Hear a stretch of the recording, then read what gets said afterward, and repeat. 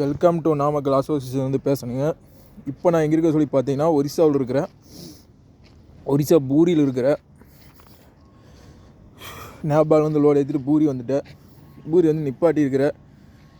இன்றைக்கி 9 மணிக்கு தான் இறக்குவாங்க, பார்த்துக்குங்க. அவன் வண்டி நிற்கிது கண்டெய்னரு. அதாவது சரியான பனிங்க, இங்கே நேபாளை விட மோசமாக இருக்குதுங்க.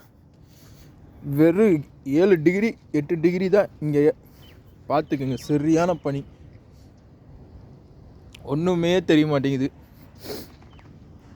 தட்டி காய போடுது. இப்போல்லாம் பனிகாலம் ஆரம்பிச்சங்காட்டி எங்கே வந்தாலும் பனியாகவே இருக்குதுங்க. சரியான குளிர் வேறு. பாருங்க வண்டி தண்ணி எப்படி ஒழுகுதுன்னு பாருங்க மேலே.